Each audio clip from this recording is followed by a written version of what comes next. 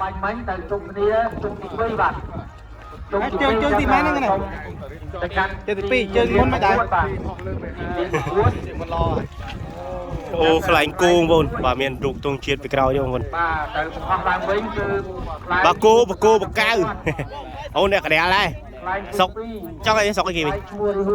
អូបងនេះស្អាងបងនេះបងប្អូននេះខ្លាញ់បកោបកៅបងប្អូនណាបាទនេះបកៅតោងកតុយបកោបងប្អូនហើយអមដោយទងជាតិខ្មែរបងប្អូននេះគឺការរចនាឡើងមកគឺដូចមែនទេបងប្អូនណាទោះមិនបានជា 100% គឺយើងក៏បានត្រឹម 80 ទៅ 90% ដែរបងប្អូនបងប្អូននេះបកោបកៅឡើងហើយមើលថាព្រះគ្រូព្រះកែវសម្លេងរិទ្ធនៅលើអាកាសរុហាល្អស្អាតយ៉ាងដូចមិនដេចខ្លះបាទឥឡូវត្រៀមគោឯងមួយទៀតព្រះគ្រូព្រះកែវតើហោះបានប៉ុណ្ណាព្រះគ្រូព្រះកែវហើយលើ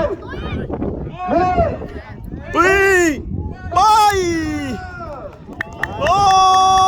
កោកៅហើយ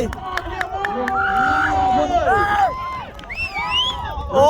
អែមខ្លាញ់ព្រះគោព្រះកែវឡើងហើយស្រុកជាតិស្វាយខេត្តកណ្ដាលបាទខ្លាញ់មកពីខេត្តកណ្ដាលបងប្អូនអូបងប្អូននេះលីហ៊ូបងប្អូនលីហ៊ូបាទខ្លាញ់លីហ៊ូបាទ4ខ្លាញ់នេះគឺសិនតែសឹងតែមកពីខេត្តកណ្ដាលទាំងអស់បងប្អូនបាទស្រុកគៀនស្វាយខេត្តកណ្ដាលយើងបងប្អូនបាទនៅចិត្តនេះដែរបងប្អូននៅចិត្តបាទស្រុកខ្ញុំនៅស្អាងដែរបងប្អូនអាយលីហ៊ូឡើងហើយអូបើហឹមហើយមានសម្លេងឯទៀតលីហ៊ូចាប់ចាន់បងប្អូននេះខ្លែងបាទជន់អូនខ្លែងឈ្មោះគេជន់ខ្មែរជន់ខ្មែរមកពីខាងណាវិញអូខេកណ្ដាលអូបងនៅកណ្ដាលបងនៅស្អាងដែរតាកណ្ដាលនៅខាងណាអូនេះស្វាយទៅផ្ទះបងវិញអូនេះនៅខាងកោះកបីវិញបងឯងវិញងរន់ឆាញ់រន់ឯងគេអ្នកខេកណ្ដាលគេថតគ្នាគេកតុយប៉ុន្មានម៉ែត្រអូអត់ដឹងដែរវិញទៅវិញហ្នឹងវិញតុយ100ម៉ែត្របាទស្កាត់ពីនេះមកពីពេញមកលេងមកជួបអ្នកខេកណ្ដាលនៅសៀមរាបនេះវិញមកបានទៅម្ដងហើយបាទនេះយន់ខ្មែរបងប្អូនណាអូយន់8ទិសបាទអសរបល័យបាទខ្លែងឯកខ្មែរបងប្អូនអ្នកខ្មោពុទ្ធិយៈបងនេះខ្លែងយន់ខ្មែរបងប្អូនបាទត្រៀមនឹងហោះហើយបាទសូមត្រៀម2 3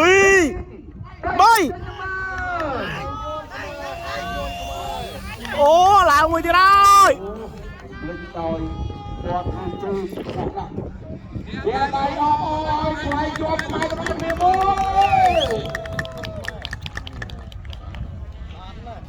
គេយកគោវត្តគោជាហោះទៀតគោវត្តជាហោះចំណាយពេលធ្វើប្រហែលប៉ុណ្ណឹងប្រហែលតែគូក៏លូបងធ្វើប្រហែលជាប្រហែលដែរ3-4ថ្ងៃ3-4ថ្ងៃបងនេះបងនៅមានខ្លែងច្រើនទៀតបងគាត់នៅមាន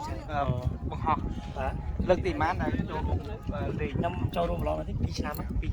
ឆ្នាំមុនឆ្នាំដល់ឆ្នាំមើលបងរំលឹកតិចមើលថាគេមើលស្អីខ្លះការបង្ហោះខ្លែងម្ដងកន្លងខ្លែងនេះគេទី1គេពឹងលើសពរដ្ឋភាពខ្លែងរូបរាងខ្លែងហើយទី2លើការបង្ហោះវាហោះឡើងទៅល្អវាអត់មានរេមានអីហ្នឹងគេការតាមការគឺដល់បងឃើញគេយកម៉ែត្រយកមកវាស់ហ្នឹងគេវាស់របៀបមិនវិញបងឃើញគេដាក់ហ្នឹងសម្រាប់ខ្លែងឯងបងអូសម្រាប់ខ្លែងឯងណាបងតែខ្លែងសេរីអត់អីខ្លែងនេះពេលយើងឡើងទៅវាអត់មានរេវាអត់មានអាប់ដូងវាឡើងទៅត្រង់ស្អាតហើយរូបរាងនេះរូបរាងដូចមើលទៅរូបរាងអង្គរវត្តហើយមានគំនូអញ្ចឹងគណៈកម្មការគេពុតគេមើលលើហ្នឹងចាក់ស្ដែងបងយ៉ាងណាយើងចាំមើលការបងប្អូនខ្លែងគេទុំរុយ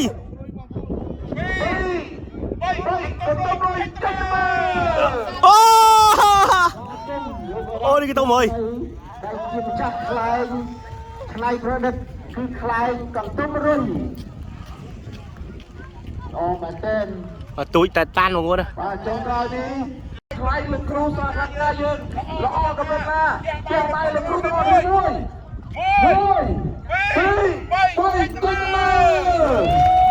អូមេអំបៅគ្រូ បាទ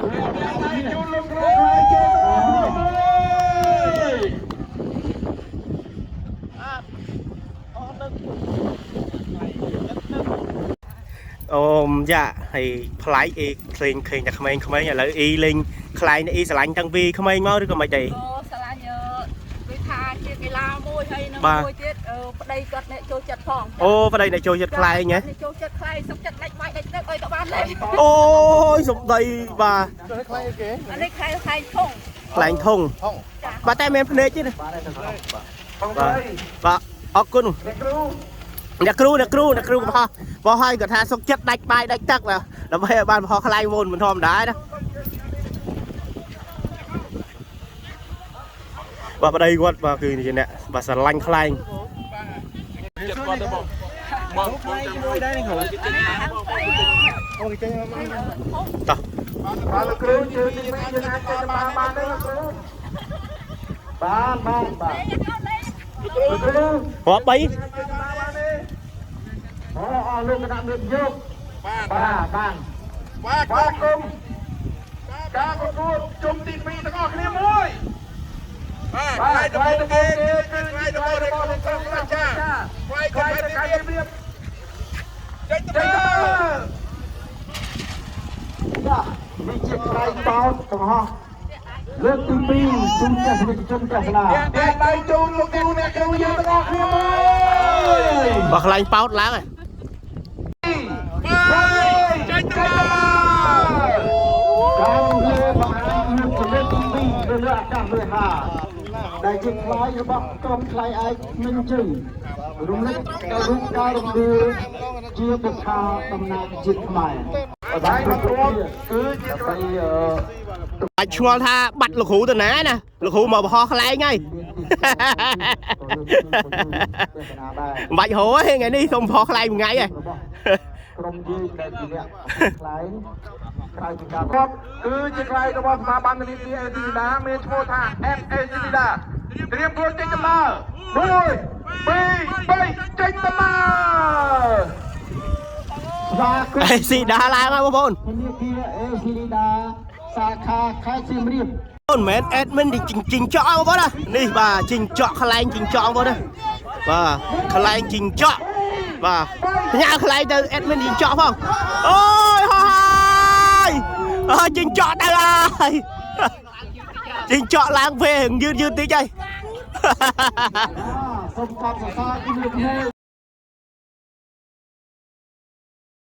ជន បងប្អូននេះបង្គោលបកែវឡើងហើយ តាមមើលថាព្រះគ្រូព្រះកែវសម្ដែងរិទ្ធនៅលើអាកាសរុហាល្អស្អាតយ៉ាងដូចម្ដេចខ្លះបាទឥឡូវត្រៀមគោឯងមួយទៀតព្រះគ្រូព្រះកែវតើហោះបានប៉ុណ្ណាព្រះគ្រូព្រះកែវហើយលើ1 2 3អូកោកែវហើយអូអែម ខ្លាយព្រះគោព្រះកែវ ព្រះគោបកែវឡើងហើយ ពីស្រុកគៀនស្វាយខេត្តកណ្ដាល បើខ្លែងមកពីខេត្តកណ្ដាលបងប្អូន